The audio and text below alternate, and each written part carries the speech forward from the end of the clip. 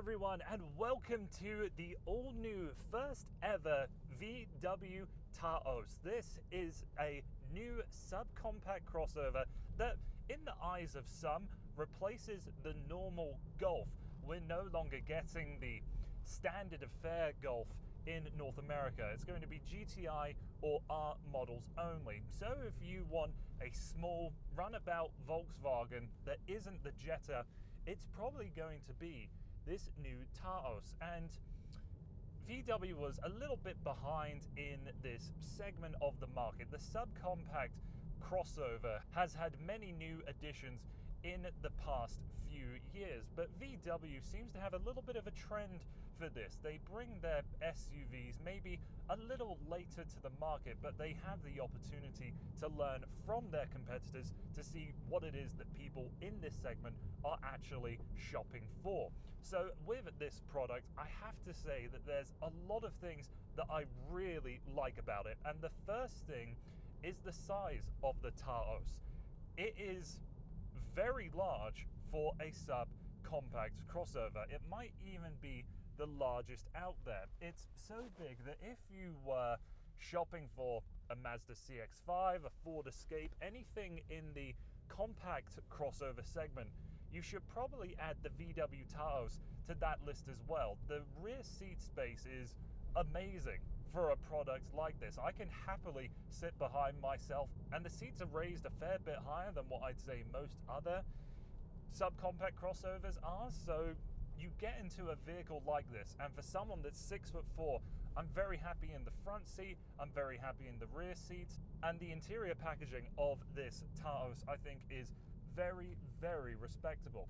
There's big space in the door pockets, there's a nice little assortment of spaces here in the center console, and here in this top trim model we do have some higher quality materials like the leather on the seats and the steering wheel, and the contrast coloring leatherettes across the door cards and along the dash. I will say though, these seats in their lowest position for someone like me do feel quite a bit tall. I feel like I'm in a car that's on stilts, sitting on a seat that also is on stilts. I mean, it gives me a great view down over the bonnet to see the road in front of me, but as a taller guy, I wouldn't actually mind having the seat a little bit lower still. For the rest of the notes, for the driving position, all-round visibility is fantastic, and the Taos has a very good isolation from the engine bay and from the rest of the road. Going at highway speeds, I think this is perhaps the best that you could go for in terms of road noise quietness in the subcompact class. This Taos is large enough that I could see VW introducing a smaller subcompact crossover like what Nissan does with the Kicks, or what Hyundai does with the Venue, maybe as a front-wheel drive only kind of vehicle, because this subcompact is big enough that I think there is a marketable opportunity to go for a vehicle that's even smaller for this in a SUV format for VW. As we're still talking about the interior space, let's talk about the finishings here in the Taos. This is what might be one of the last new vehicles to be introduced from VW, with this climate control setup and touchscreen and all of this very simple, very functional layout, as we see with the updated Tiguan and what they're bringing out in the new Golfs with the integration of the touchscreen and the haptic feedback stuff. I haven't used any of those systems for myself yet, but I can't see them being any better than this. The interaction with the buttons are simple and they feel premium. The touchscreen has good responsiveness, even though it doesn't have the highest pixel density.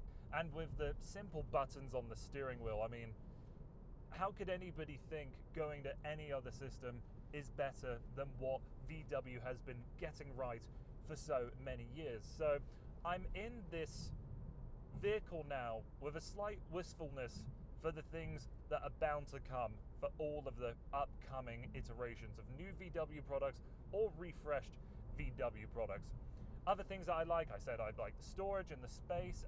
There are a couple things I don't like. There is a fair amount of piano black plastic, but I can forgive it given that VW was smart enough not to apply that black shiny plastic all the way across this dashboard. Having the shiny grey plastic I think is a much better option, as even though it does still collect dust and fingerprints, you don't notice the scratches as easily on that as you do with all of the surfaces down here. Biggest complaint though is with this space on top of the dashboard. It's a scratchy black plastic all the way along, which isn't the best, but isn't the worst. But the thing that's particularly annoying is that you do have this cutout to put things, but if you were to ever put something like sunglasses, you'll hear them scratch along every time that you drive about, and that's annoying for one, and it's probably the best place to store little items like that, as you don't have a sunglass holder up here. So I wish that VW added some kind of rubberized mat, or maybe they're just going to have to leave it up to owners to do that, but that's something that would be a very simple solution here in the Taos to have a better way to store stuff. I mean, the days that we're living in now and we still got masks, then that's a great place for them, but hopefully we're not going to be wearing these things forever. That's a different subject. Let's talk about powertrains for the Taos. It only comes with one engine, a 1.5 litre turbocharged 4-cylinder.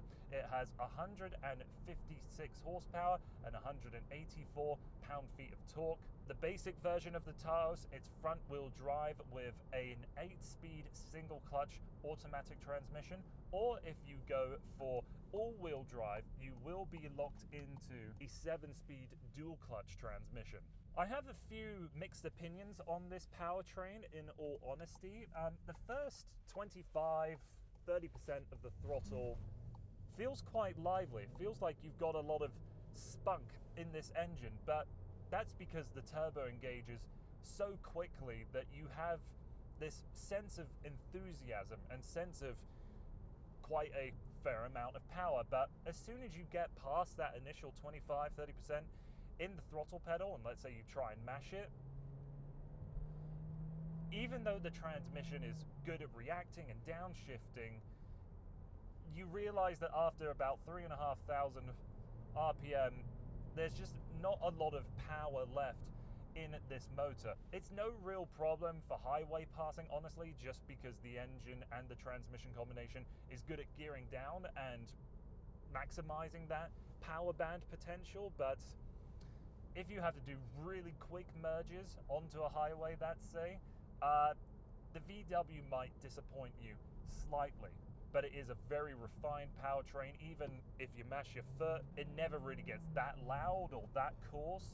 So as long as you don't expect a very power-dense motor, I think this VW does the job very well. Other aspects of driving that I haven't mentioned: steering is light but not over-boosted, and the brake feel is fantastic. And for the trunk space, you do have a space-saver spare wheel underneath the false floor, and folding down the rear seats, they will go flat, but you'll notice there's a couple inches of a lip between the floor of the trunk and the seats, so just make note of that if you're ever lifting things in and out. And it is a shame that there isn't anywhere to put the security divider underneath that space, but oh well, I think we can live with that. And to give my quick thoughts on exterior styling, I like how the Taos looks like a mini Atlas as opposed to a mini Tiguan. I think it has quite a good look to it. Obviously with VW, they are very fond of putting fake exhaust outlets on their cars, which is always annoying. Nothing we can do about it though. So at the end of the day, I think it's a successful piece of design. So to conclude my thoughts with this Taos, primarily I think if you're going into this segment because you want the most amount of car physically for the least amount of money, this Taos has to be the best in class for you. Comparing to so many of its rivals that are more like cars than crossovers, the Taos really does feel like it is an SUV. That impresses me, and the refinement of the cabin, of the engine, impresses me as well. Yes, there's not as much power in it that one might like, and I think there's a couple of little nitpicks here and there for the exterior design and the cabin. But overall, if you're looking for a vehicle in this category, I think the Taos is a very competent entrant. And if you're also, like I said earlier, looking at compact crossovers, I think this needs to be put on the list as well. So even though VW was a little late to the party, they obviously have learned all the best moves from the pre-established players. So thank you very much for taking the time to watching this video, and I hope to see you again on the channel soon.